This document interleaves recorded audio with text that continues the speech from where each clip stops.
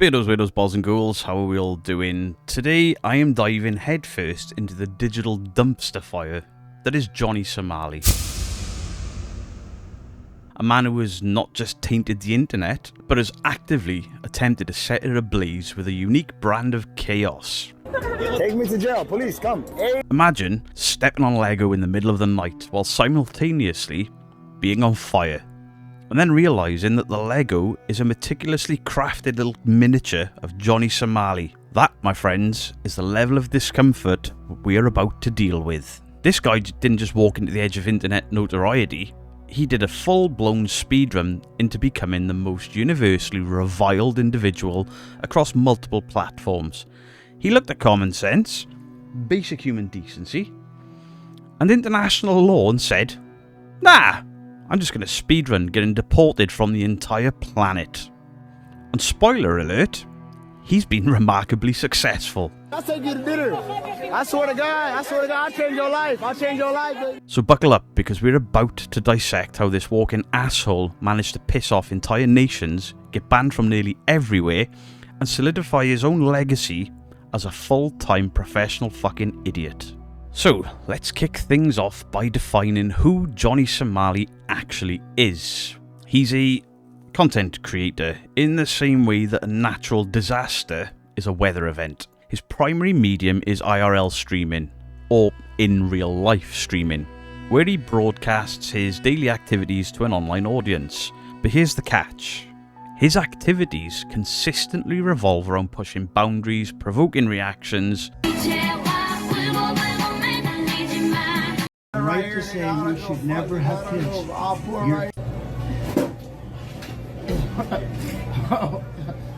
and generally being an absolute menace to society. He essentially designed an entire online persona around one question: how fast can I become a public nuisance and get arrested?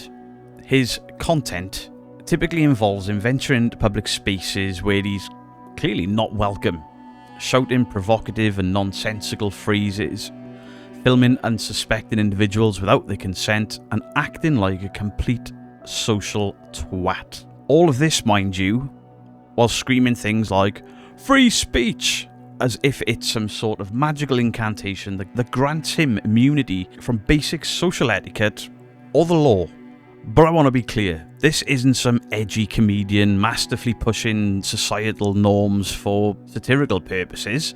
This isn't even shock jock territory. He's just annoying. Think less up stand-up special and more that pissed up guy at 3 AM on a karaoke that's completely tone deaf, screaming out the lyrics to Bohemian Rhapsody off key, but the karaoke's in your garden. He's less about making you laugh and more about making you instinctively never want to procreate again.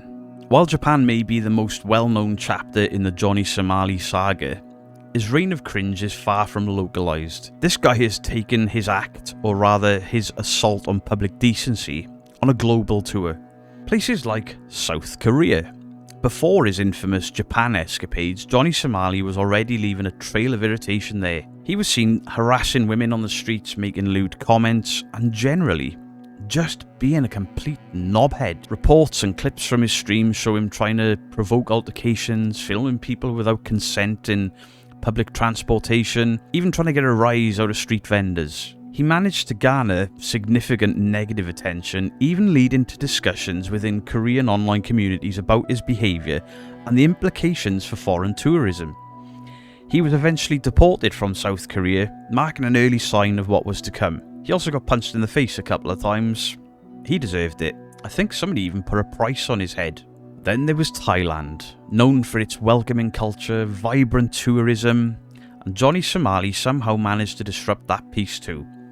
He was seen pulling similar stunts, loud disruptive behaviour in public spaces, trying to film people without their permission, and even attempting to instigate confrontations with locals.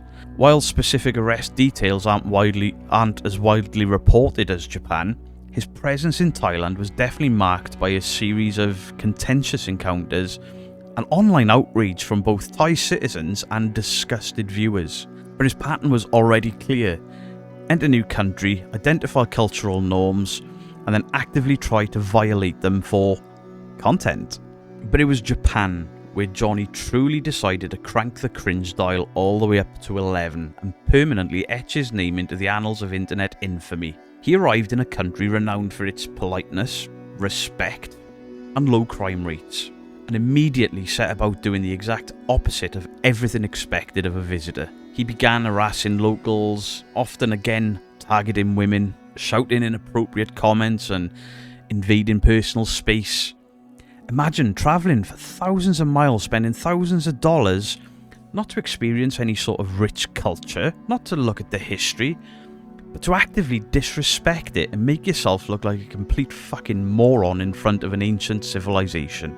That's not personality, that's cringe on film. His most disgusting stunts include shouting things like Hiroshima and Nagasaki in public. What? What do you mean? Where are you from? You know where I'm from? Where are you from? I'm from America. You're from America? Yes. So am I. You're from America? Yeah, you're being obnoxious. You know what we do to you? What do you do? We will do again. Do what? Hiroshima, Nagasaki. You understand? Do you think I'm Japanese? Where are you from? I'm from America. Where are you from? What's your ethnicity? Texas, buddy. What's your ethnicity? I'm Korean. Then It's perhaps his most condemned and offensive act to scream the names of cities that suffered unimaginable devastation and loss of life in such a flippant and disrespectful manner. you know Hiroshima, Nagasaki. You know why you do this? Pearl Harbor. Hiroshima, Nagasaki. It's beyond. It's an insult to the memory of the victims and the profound lack of historical understanding. Shouting Hiroshima, we'll do it again. He even went into family marts like American 7-Elevens but in Japan, and he would enter these typically quiet establishments late at night and start yelling and screaming and shouting inappropriate things, filming the employees and the customers without consent, throwing food at people, just creating such disruption. And he'd shout then about free speech while infringing on the peace and privacy of others. He was seen on public transport, a space in Japan where quiet and respect are paramount. But he's being loud and confrontational, trying to provoke reactions from people, shouting Hiroshima and playing loud music, just to provoke reactions from people going about their day. And then he filmed people sleeping on trains while taking the piss out of them, a gross invasion of privacy and a common tactic he would employ to showcase weird or different behaviour, often with condescending commentary. He'd use racial slurs and offensive language throughout his streams. He'd use derogatory terms, particularly targeting Asian individuals. This clearly fueled outrage against him, and he live streamed all of this, including him getting knocked on his ass.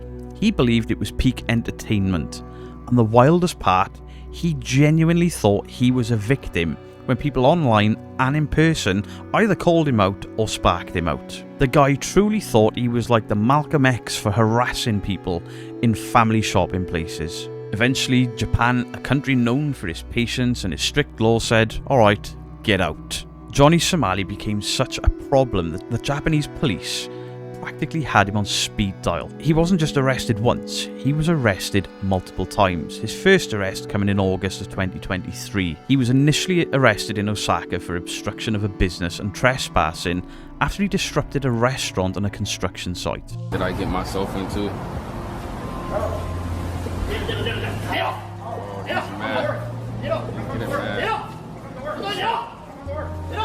Getting mad, bro. He's getting activated, dog. Check.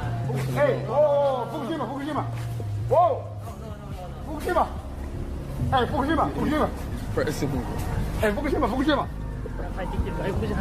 This was a direct result of his persistent provocative behaviour. But even after that initial release, he continued his disruptive behaviour. He followed a Twitch streamer, knowing he was banned from Twitch, and appearing on her Twitch would get her banned, to the point where she had to run away and broke down in tears and approached Twitch to not ban her. What you live on? What you live on? I am live on Twitch. Twitch? Yeah. I'm on. How many viewers you got? I have like 2,000. 2,000? And then turn around. Yeah, bye-bye. Fuck, bye-bye. Get banned, bitch. Get banned, bitch. Get banned. You don't get banned. Fuck with me, yo. Yeah, you better walk away. I'm a dick. I'm so sorry, guys. Today, I really wanted to have a really great stream. He was arrested again for trespassing in other businesses. and eventually the legal system caught up with him in a more significant way. Do you know how bad you have to be to get arrested in Japan just for being loud and annoying? After he gets released, what did he do? Did he reflect upon his actions? Did he apologise? Did he undergo a dramatic personality overhaul? Of course he didn't. He live streamed himself doing the same thing again and again because his skull appears to be nothing but a sieve and his brain cells are fine enough to just flow through it. His inability to learn from consequences is like this hallmark of his online persona, and ultimately it led to a criminal conviction in December of 2023. I mean, they deported him. This wasn't just a slap on the wrist, it was a serious consequence for his sustained campaign of disruption and disrespect. Beyond his public stunts and arrests, Johnny Somali has a history of other controversies that paint an even less flattering picture. One of the most significant and perplexing lies he's told about himself is his own heritage. For a significant period, Johnny Somali claimed to be, well, Somalian, and he frequently used this heritage to justify his behaviour, sometimes using it to deflect criticism by claiming he was being targeted due to his Somali background. However, this claim has been widely debunked. Investigations by online communities and even comments from people who claim to know him in real life reveal he's American. He grew up in a nice area, and he's not even of Somali descent at all. His real name and his background pointed to a completely different origin. This revelation has added another layer of deception to his already problematic persona. This makes his claims of people being racist to him even more disingenuous, given his documented use of racial slurs against others. He essentially appropriated a heritage for clout and for a shield, only to be exposed as a fraud. And this ties into another major controversy: his persistent racism and xenophobia. While he's often crying racism when facing backlash or getting smacked in the mouth like a proper little pussy, his streams were rife with racist comments and stereotypes directed at the very people whose countries he was a visitor in. His hypocrisy is staggering. He actively engaged in hate speech and actions and then played a victim card when the consequences came knocking, often on his jaw. His behaviour is textbook example of cultural insensitivity and bigotry, masked with this thin veneer of free speech. So I bet none of you are sat there thinking, why does everyone collectively hate Johnny Somali? It's not a mystery. It's like this repulsive cocktail of ignorance, racism, aggressive harassment, lack of self-awareness, and this like Olympic ability to piss off everybody in every country, in every language. He's not controversial in the sense of like sparking a meaningful debate. He's simply just a dickhead. There's no deep moral dilemma. He's not raising awareness for some social issue.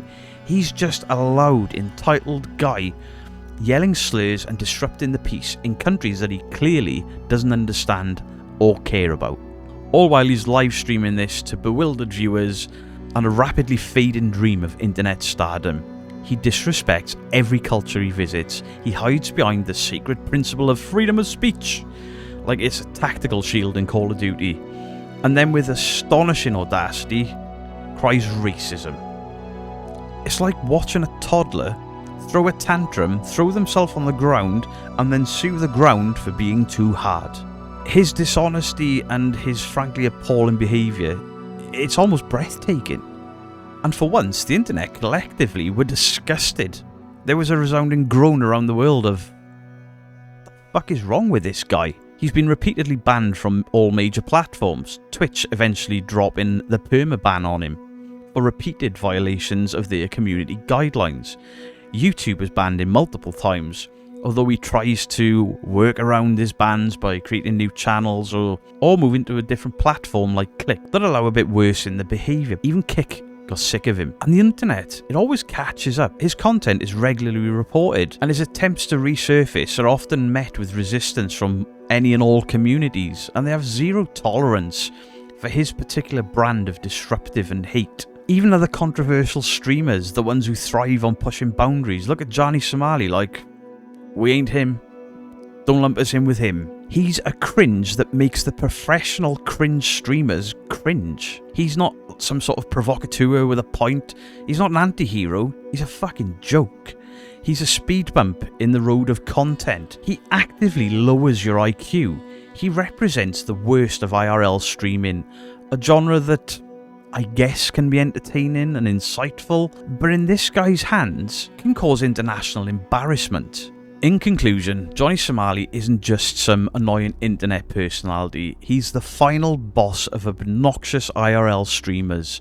He's the final Call of Duty Warzone circle of fucking morons. If idiocy were an Olympic sport, this guy would have the gold medal. He'd get a sponsorship deal from a megaphone company, and he'd still manage to get banned from the stadium for harassing or insulting everyone there. So, if you ever feel like you're not doing enough with your life, remember this: you haven't been deported from multiple countries because you're a racist, xenophobic little prick. I mean, how did he think any of this was a good career move? And as of May the 16th, 2025, Johnny Somali is currently facing 35 years in prison in South Korea. And one final thought: smash that like button like those guys in Korea smashed Johnny Somali's face. And don't be a Johnny Somali. Much love to you all. Beardo out.